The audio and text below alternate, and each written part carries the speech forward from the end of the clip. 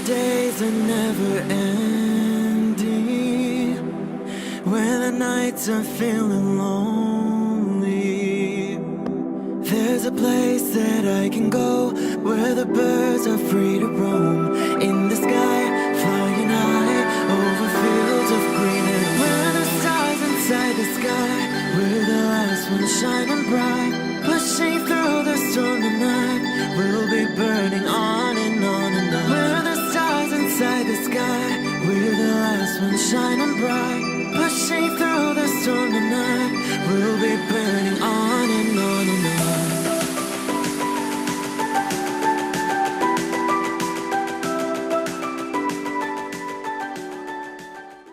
Hello Aquarius, this is Inspire 2016 with your weekly tarot reading for the week commencing the 20th of August until the 27th of August 2018. The first card for you is representing, how do you feel about yourself? Your card is the Six of Cups. You want to return to the happy memories of your past, whether as a child, teenager or adult.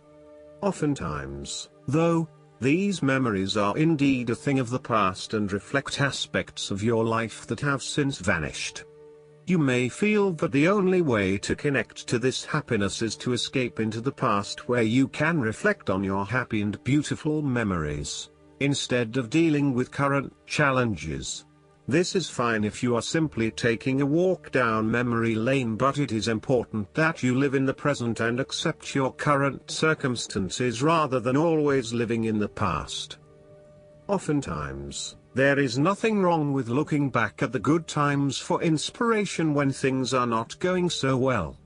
In the midst of change and crisis, the Six of Cups suggests that looking back at what you have endured is a good way to assure yourself that, whatever trials lay ahead, you will meet them and you will overcome them as you overcame others. You need to take time out to heal, look back on the past and all the good that lies there. During this period of reflection, there is no need to focus on the negative.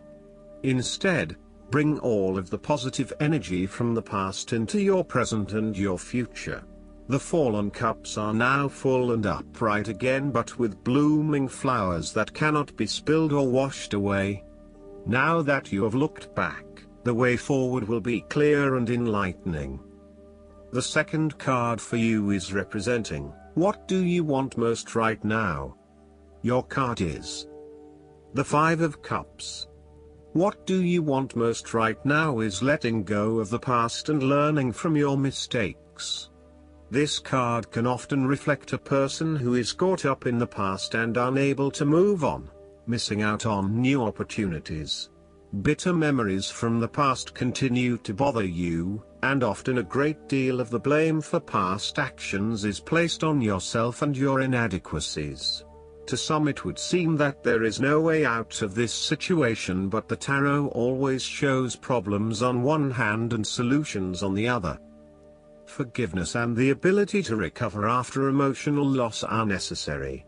If you are feeling disappointed by another person's actions, and then find it within your heart to forgive that person, releasing yourself from the disappointment. You may also need to reassess your expectations that have led you to this disappointment. Were you expecting too much? Remember, too, that hindsight is much clearer than foresight, and present-day wisdom is gained from the mistakes of the past. Reflect on what led you to this point and understand what important lessons you can take from the experience. Even when things go pear-shaped, there is always something positive that can be gained by reflecting on the lessons learned. While it is true that much has been lost, there is still a ray of hope because some of the cups in this card remain full and upright. You must not pity yourself when you find yourself in his situation. Instead of looking at the situation from a glass is half empty perspective, look at it from a glass is half full perspective. The third card for you is representing your fears. Your card is the Four of Swords. You are afraid and feeling restless and wanting to do everything at once. Even if your body is telling you that you need to rest and relax, your mind may be pushing you forward, trying to accomplish a long list of tasks. You may be getting quite sick or stressed as a result, so it is vital that you force yourself to pause and take it easy to ensure that you do not become completely run down and exhausted. You may also be trying to avoid any period of contemplation or meditation on a particular issue because you are worried about what it might bring up. You need to return to the energy of the Three of Swords and confront the pain and grief that exists within your heart. You need to experience that pain as it is preventing you from being able to move on.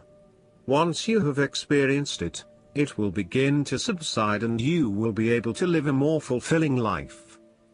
The Four of Swords can also represent stagnation and a lack of action that is leading to increased frustration. For example, a long-term marriage is no longer progressing and is spiritually and emotionally empty. You may need to take a break from this stalled situation and come back to it when the energy is flowing better. Similarly, the Four of Swords suggests that you are feeling frustrated with the lack of progress and change in your life. Many things have stood still or have failed to change in the way you were hoping they would. Part of this lack of change, however, is as a result of your passive approach. There may have been situations that were frustrating to you or that you were unhappy with, but you may have opted to just sit it out and hope that they would eventually change, rather than taking action to create a more desirable outcome. The fourth card for you is representing what is going for you. Your card is the Ten of Cups. This card is indicative of a harmonious and loving family life. All family members are getting along with each other and there is a lot of happiness and love shared. No one is fighting or causing any tension. Instead, it is an environment of peace and happiness that lends itself to warm and loving relations. The presence of the Ten of Cups may even reflect an upcoming family holiday where you can rest and relax together, creating fun and happy family memories. There may be a family reunion or a family celebration where members of your extended family come together. This is a wonderful time to bond with your family and lay the foundation for a happy and harmonious future together. The Ten of Cups is also a very positive card in terms of romantic relationships and may indicate either the beginning of a new, very happy relationship, or the ultimate satisfaction of a long-term relationship. Commitment and love are the requirements of such satisfaction, yet this card promises that with the required effort a lasting love can be built. The time will also be made for the enjoyment of pleasures, which may be shared with another person whom you love. Outside of relationships and the family, the Ten of Cups is also reflective of your personal values system and what you believe will bring you the ultimate fulfillment and happiness in your life. This card represents a time when you are very clear on where your personal beliefs and values lie and you have successfully created a life that is aligned to those values. It may reflect a spiritual or religious person who lives in peace and harmony. It may also reflect strong family values that were instilled within you early in life which are now helping you to create a fulfilling lifestyle. The fifth card for you is representing what is going against you. Your card is the Seven of Pentacles. You are afraid that your efforts may be scattered at this time and you are starting to question whether or not you are investing in the right areas. You may be outlaying some initial money on things that will not actually deliver results.